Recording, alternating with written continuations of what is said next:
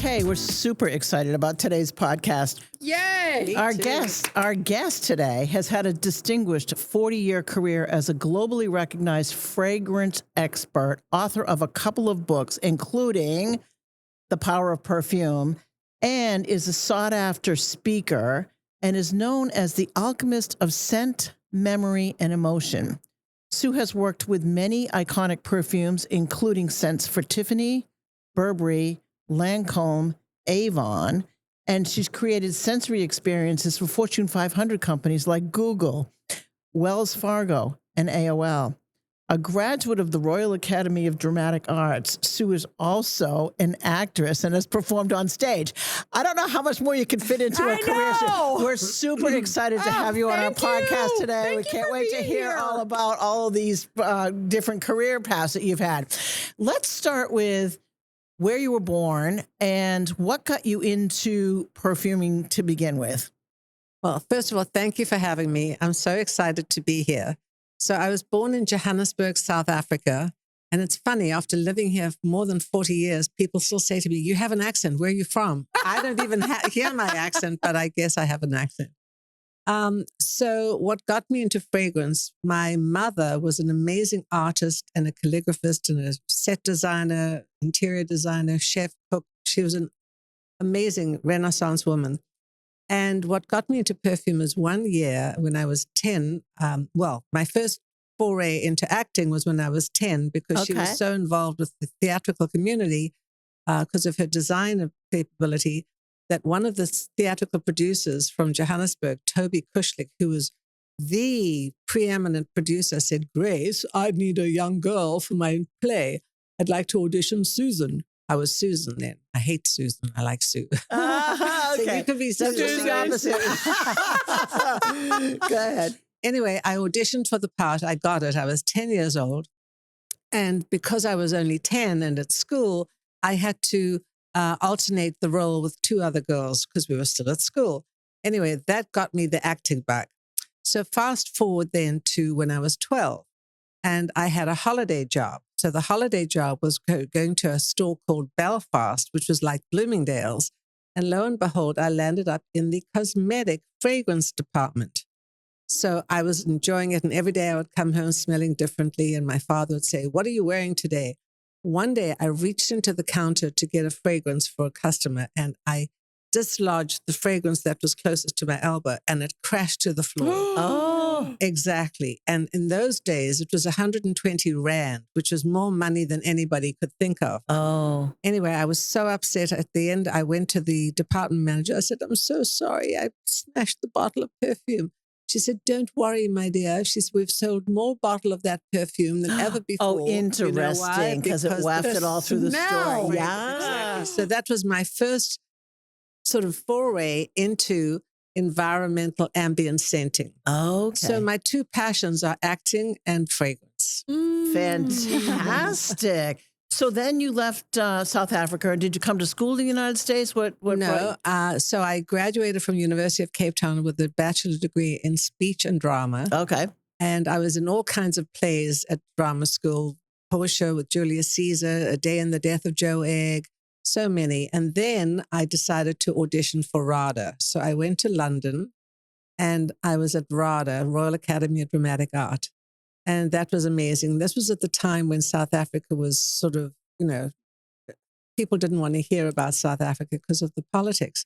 So I didn't graduate exactly, but I was there for about a year. Okay. And then my brother was living in New York. So I came to New York in 1976, exactly 50 years ago.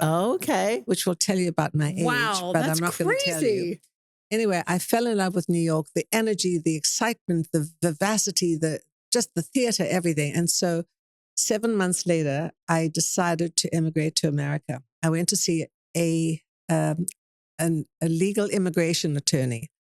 And he said, what do you do? I said, well, I'm a singer and an actress. He said, well, forget that. We have 20,000 out-of-work singers and actresses. We don't need another. What else do you do?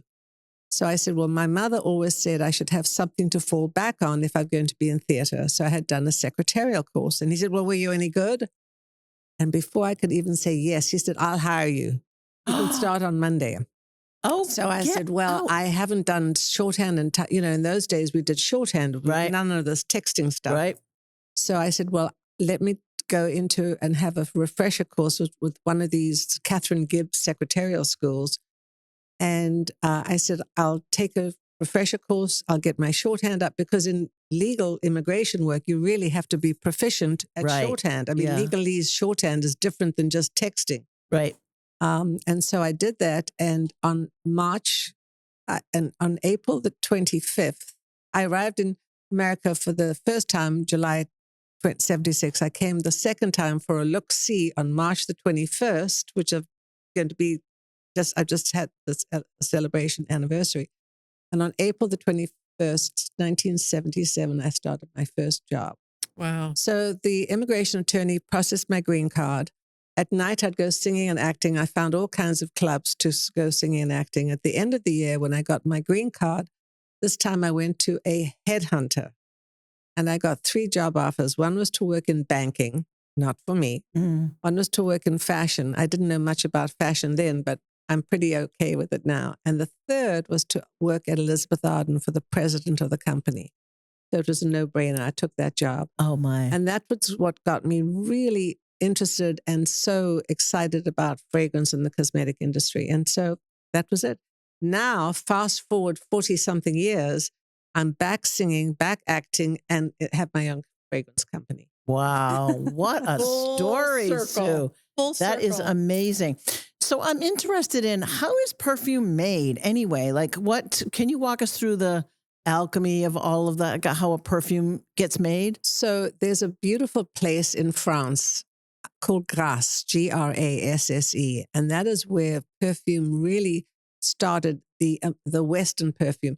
Fragrance has been gone on for centuries. Actually, in the Middle East, in Egypt, it really was the start of fragrance, and it was called perfume. Why? Because there was a Latin term called perfumum or profumo, which means through smoke. So in the ancient Egyptian rituals, they would put all the elements that they wanted to offer to the gods on an altar of wood. They would burn it, and through the aromas wafting into the air came the beautiful fragrance. Through smoke came the fragrance. So that's where the Latin word. So it's like an incense is like how it would have started, probably. Pretty much. Yeah. And then, so that was in the ancient Egyptian times. In the Middle Ages, they actually found a way to entice sinners to come back to the church to repent. And they would put them in these thuribles, and they would light them, and the incense would, and the galbanum would reflect and appeal to people to come back to the church to repent.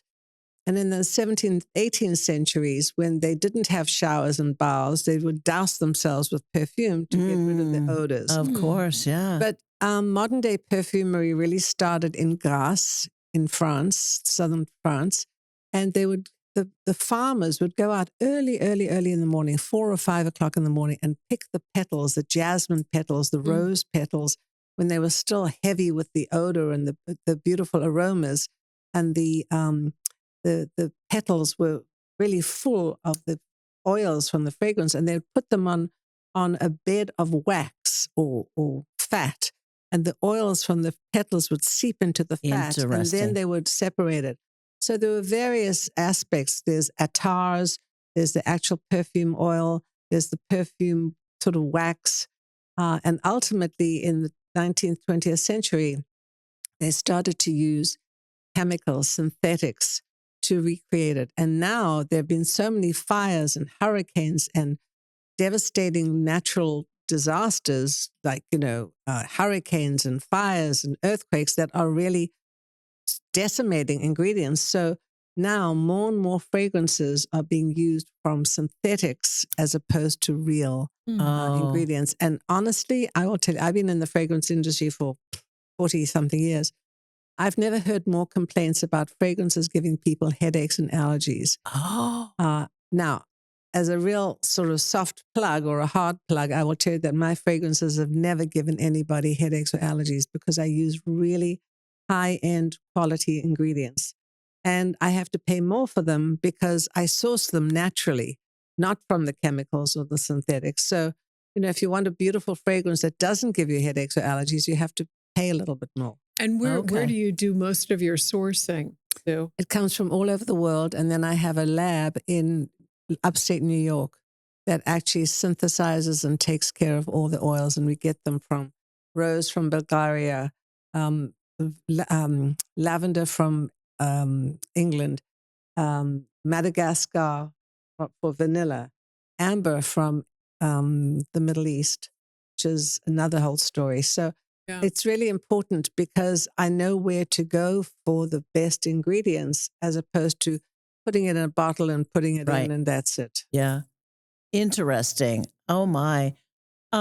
So I think so if somebody wanted a signature perfume, they'd come to a shop like yours, and tell us the name of your shop again. So my perfume boutique in New York was called was originally called the Centarium. Yeah. And then I changed it to Sue Phillips Fragrance Boutique. And now I'm in Sarasota. So I actually work hybrid online and in person. So how does a fragrance work online?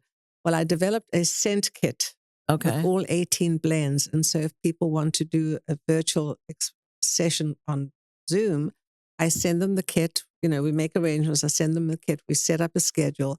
And I actually do a fragrance consultation with them where I show them what to do and how to use every fragrance. And then, of course, in person, when I go back to New York or I go to Florida or wherever I go, I do the actual consultation in person. And I do corporate events and team building events and bridal showers. That's fantastic. So when you worked for like Google, for example, when you were doing fragrances for corporations, Yeah. how did that work? Were they looking for a scent to scent their offices, or was it just sort of a scent to get them to work harder and faster? there you go.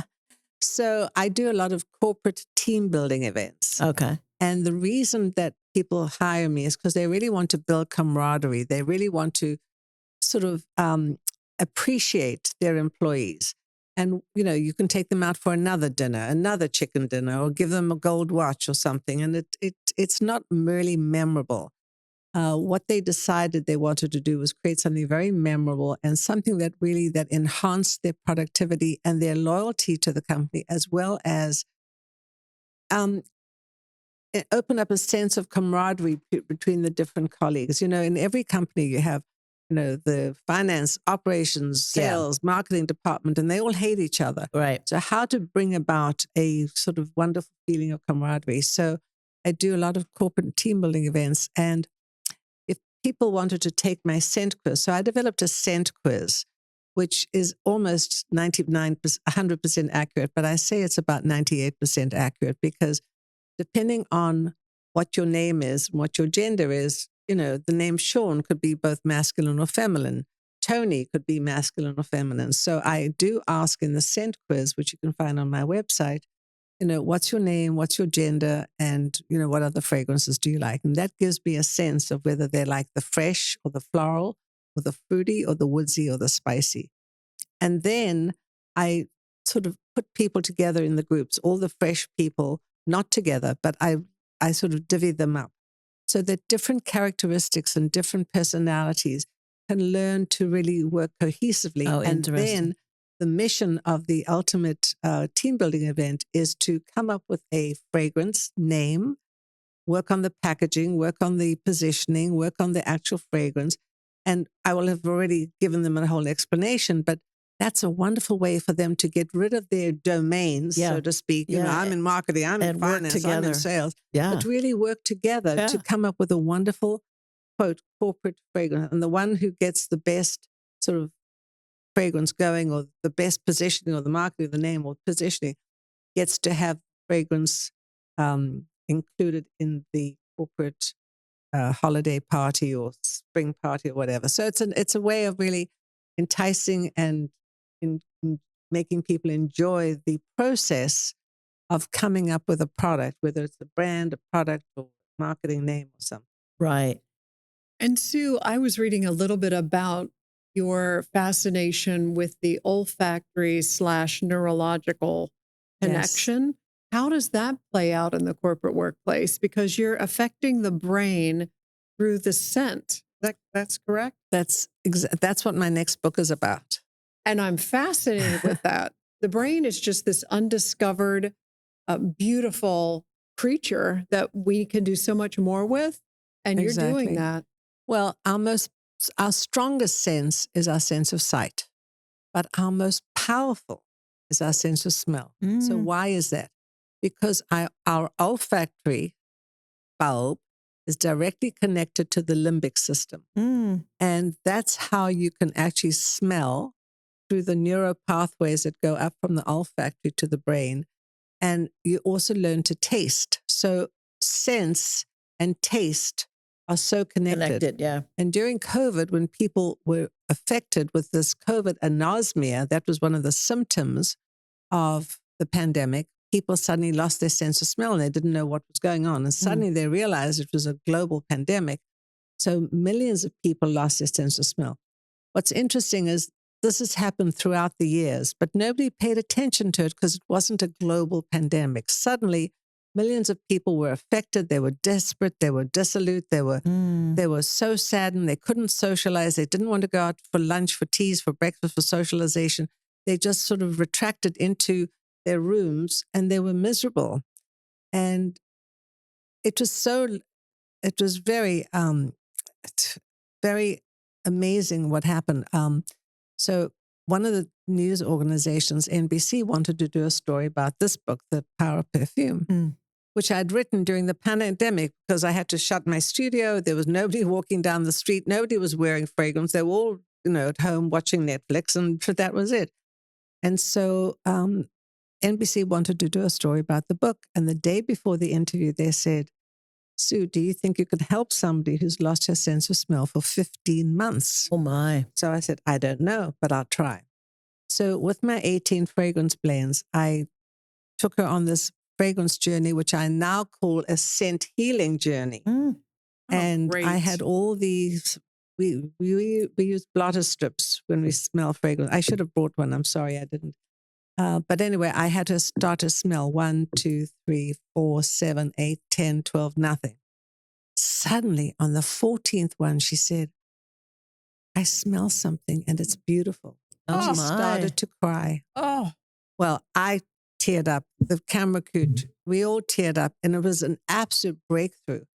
And from there, the program went nationally, and hundreds of people contacted me, and people from around the country and even around the world who had been affected with this terrible syndrome of anosmia. Anosmia means you cannot smell. Parosmia means smell distortion. And then you had some other, problems as well. For instance, they couldn't taste, which is dysgeusia. So all these asias, anosmia, parosmia, dysgeusia, phantosmia. And then there are certain things where you can smell one thing and it's a phantom smell for something else. Oh, interesting. So I learned all about this pretty much on the job. And when I saw you today and you said to me, Sue, I haven't been able to smell, and then you tried the scent, you suddenly were able to smell it. It was shocking. It was amazing. I couldn't believe it. 2 seconds before, you told me you haven't been able to smell for years. Right. So I think so this is what I think when it comes to fragrance and what I've learned. And I've just written my second book, which I'm so excited about. What's the name of that, and when's it likely to be published? It's called Smell with Your Brain. Okay. I love that title. And I just came up, smell is not a great word, but it really tells you what you have to do. You have to smell with your brain. And I wrote it, co-authored it with a Dr. Emerald. She is a neuroscientist. And she had contacted me throughout all these interviews that I was doing for the first book. And one day she wrote to me, she said, I've been watching you, I've been listening to you, and I'd love to support what you're doing from a neuroscientific standpoint. I was so flattered. Oh, yes. She's reaching out to me. She's a neuroscientist. I'm just the fragrance lady. But it was amazing because we realized how important our sense of smell is for everyday living. The truth is that it is our most powerful sense, and it brings people joy. There's that wonderful expression, stop and smell the roses. How many people stop and smell the roses? They don't. Good point. But if you can't smell and you can't enjoy fragrance, your life becomes really diminished. And so I'm very excited. Just signed the contract yesterday. Good for you. And within 6 months, I'll have my book out. Oh, Yay! fantastic. Oh, we can't wait to read that, I Sue. That's know. amazing. Yeah. And actually, there are 6 or 7 actual cases where I've interviewed these people verbatim of how they came to find me, what their problems were, why they were so terribly upset at losing their sense of smell, and how they suddenly came to life again. I'll never forget one gentleman, Bobby. I think he came from Chicago, and he found me because of all these interviews. You know, when I saw him, he was so morose. He sort of was walked over with hunched back. He was so pale. He was a lovely man, but he just didn't have any dynamism or life in his soul. And I took him through this journey.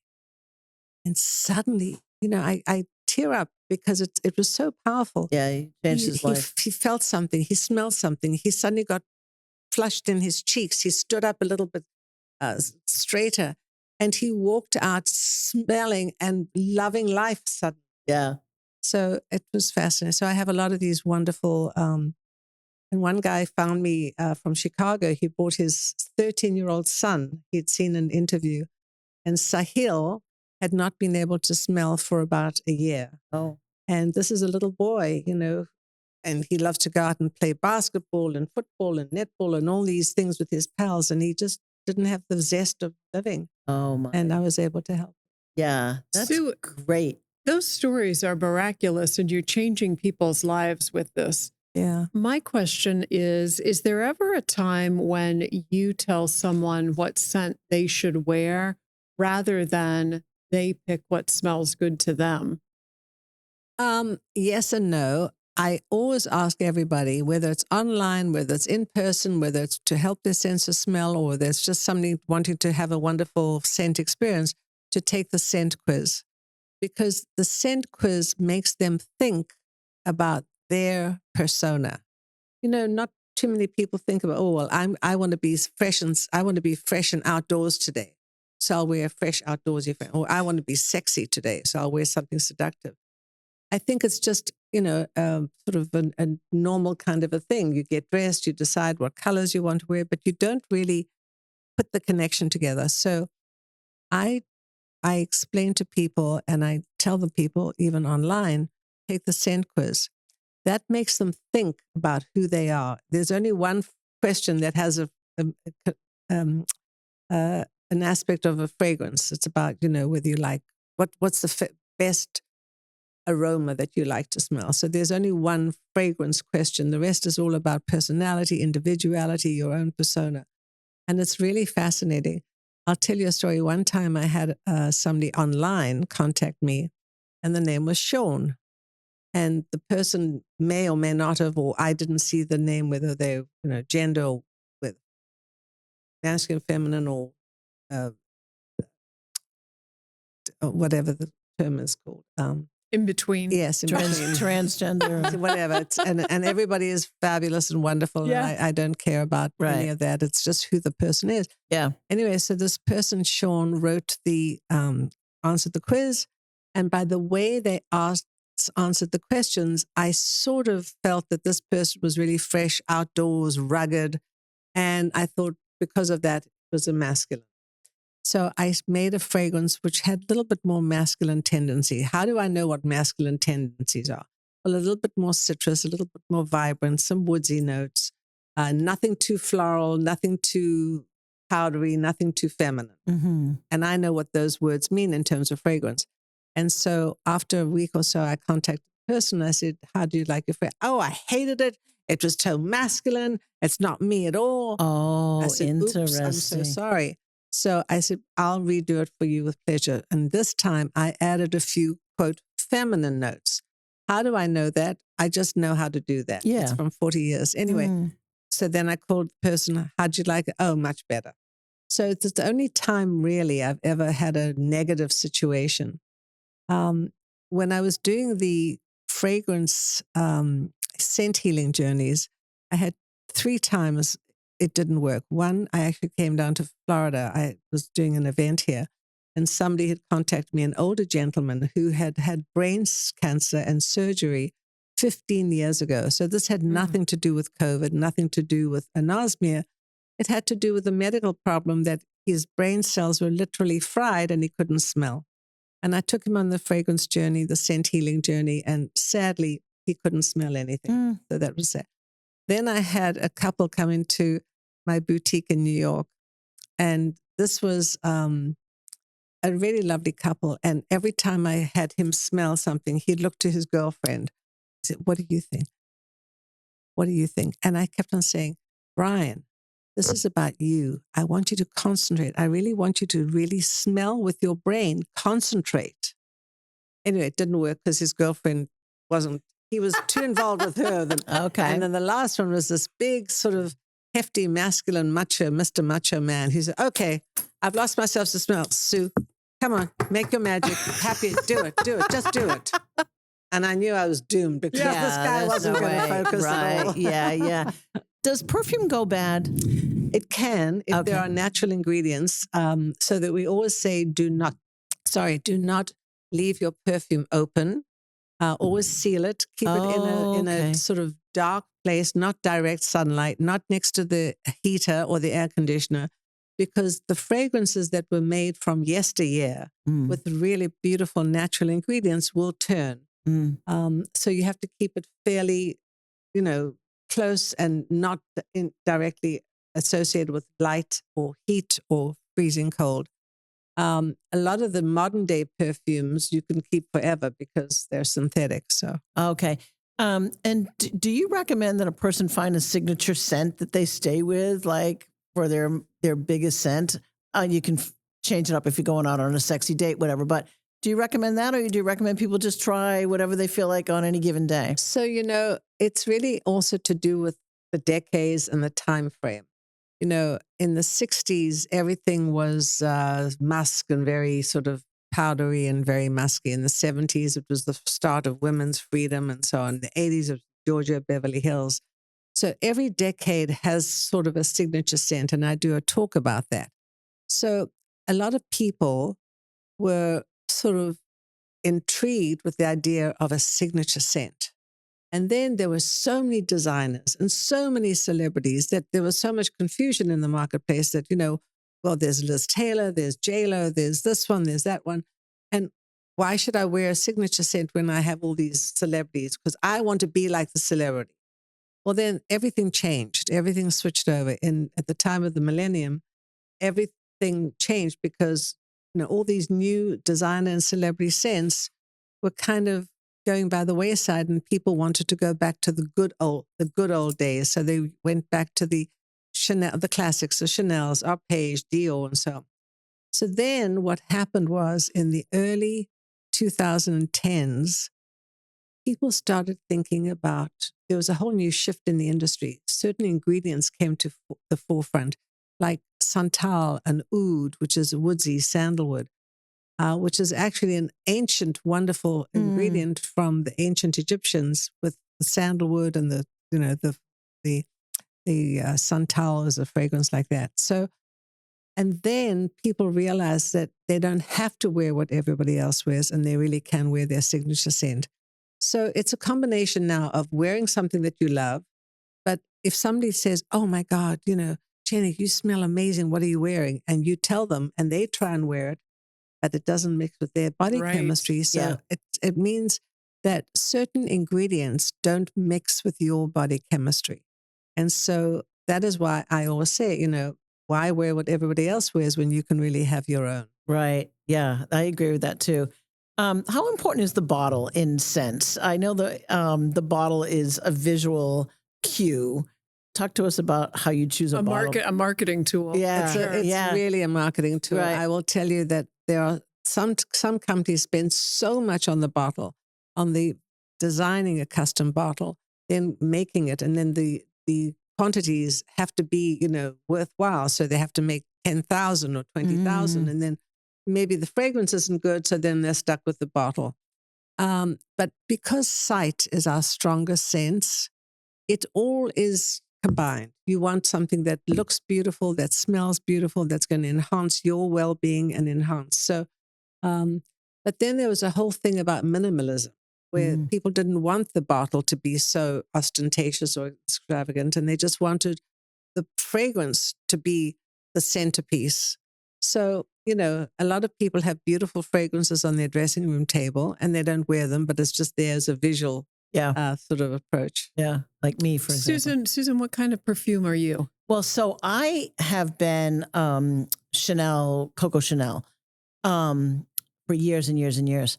But I just recently realized that I should probably break out a little bit and try some new things. So somebody gave this to me, this Tom Ford one, which I think is too musky and too masculine for me. So anyway, I'm trying different scents. Yeah, I don't know. I love Coco. Every time I wear it, somebody will say, "What are you wearing?" That kind of thing. But I've been wearing it for years. I can't even smell it on me anymore. So that's what happens. Sadly, what happens is you become anosmic. Yeah. Because you're so used to it. So it diffuses on you. Yeah. And people smell it, but it's sad that you don't smell it. So it's a good idea to sort of mix things around so you can sort of give your nose a little change. Yeah. And then she can come back to it and she'll start smelling it again. Yes, exactly. Interesting. As a dentist, we cannot wear perfume because we're in your face. So someone may be having a terrible breathing problem or allergic or this or that. But I grew up on Chanel No. 5, Coco Chanel. My grandmother wore that first perfume from Elizabeth Arden, bluegrass, possibly? Bluegrass, exactly. Bluegrass, do you remember that? Yes. I worked for Elizabeth Arden. I know. That's why I mentioned it. But that goes back. Yeah. Do they still make bluegrass? Well, the company has been bought and sold and acquired and changed so many years. I don't think it's even available anymore. And, that's what happens when people are so sort of tied to their signature scent. They contact me and they say, "Oh, my scent has been discontinued. Please, can you help?" And I always say, I will help to the best way I can because certain ingredients have been discontinued because of all these floods and fires and so on.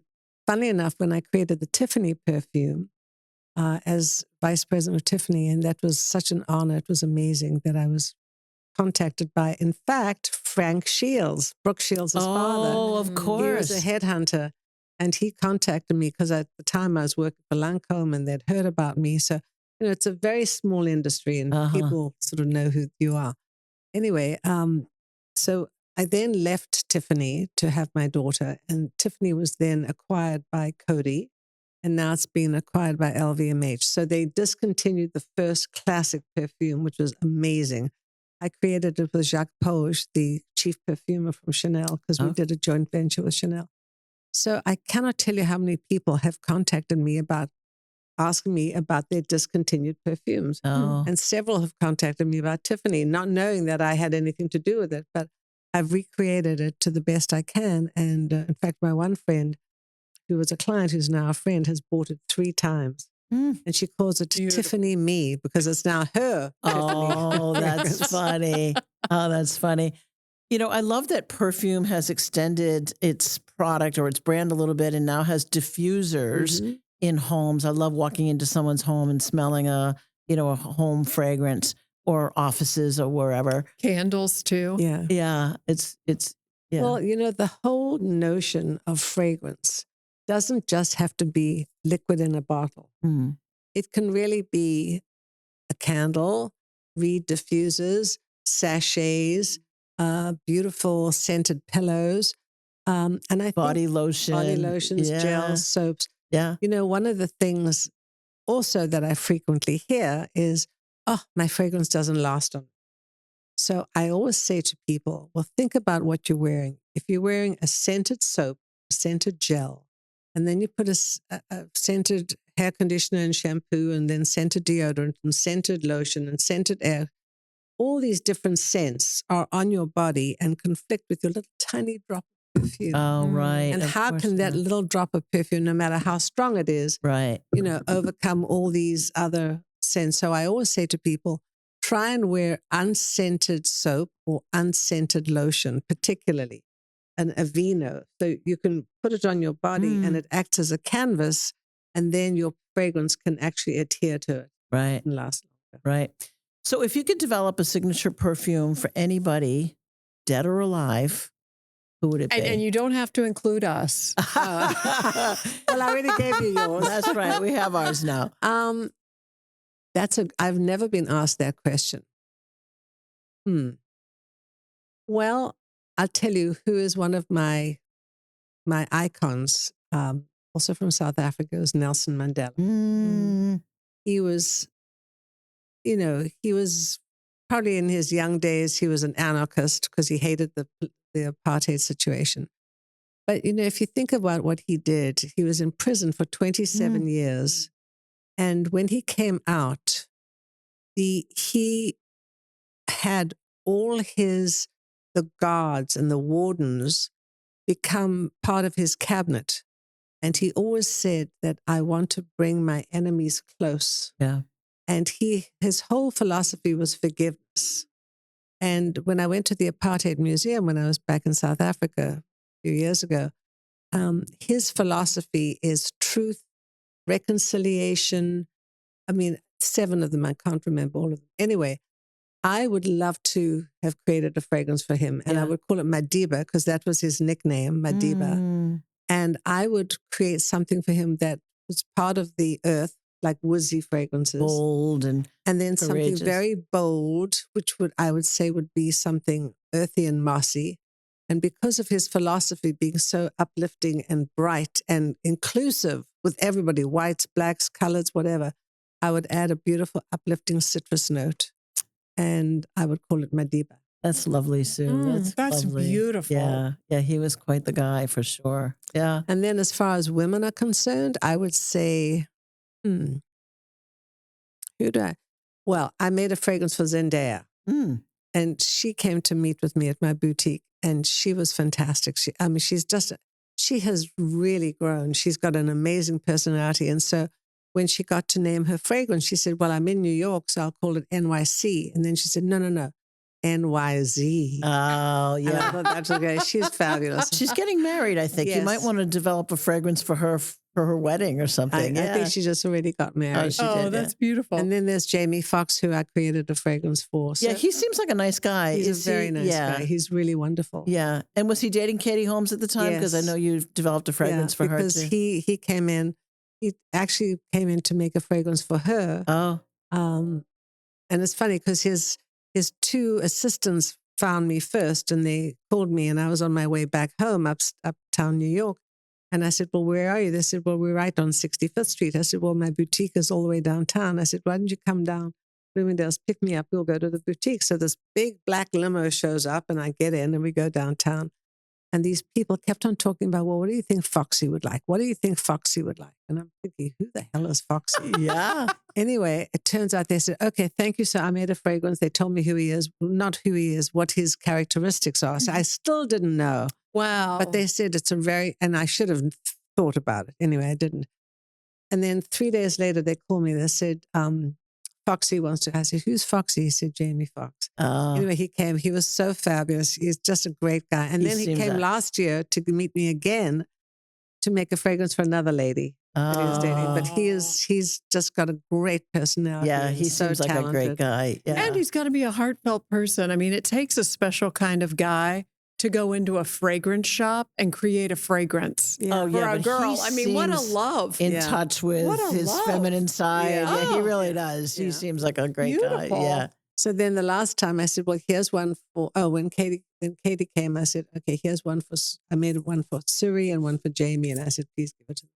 And then when Jamie came last year for another lovely lady, he was great. He'd been in a very bad accident and he told us about it. But, it's so exciting to meet celebrities, but at the end of the day, they're like you and me. Yeah, of course. They want something lovely. They want something that has quality. Yeah. They want something that makes them feel good and feel happy. And, none of this intimidation stuff. They get a little nervous of that stuff. Yeah. So I'm not intimidated by them. Yeah, exactly. Oh my gosh. We'd love to have you come back, Sue, because we've run out of time today. I talked so much. There's so much. It's fascinating. Are you kidding? We learned a lot today. There's so much more. We'd love to have you come back. Maybe when you publish your new book, Yes, we can that would be great. we can talk about that. I would love that. Thanks so much for educating us about fragrances today. I this learned is really so great. Much, Sue. Yeah. Well, this is wonderful. I'm so Thank happy. you. I hope you did. I just talk. Well, you know your subject and you're passionate about it, and it's great. And you're making a big difference in the world. Well, I hope so. I'll tell you what my 7 Ps are. You know, they talk about the 3 Ps, 4 Ps. So I have 7 Ps. Okay. That are my guiding light. Passion. Yep. Persistence. Perseverance. Purpose. Performance. Oh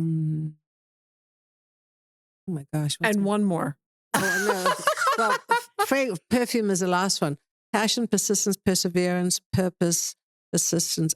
Playfulness, maybe. Something. That sounds good. Yeah, I like that one. I'll have to add that. Then right. 8 Ps.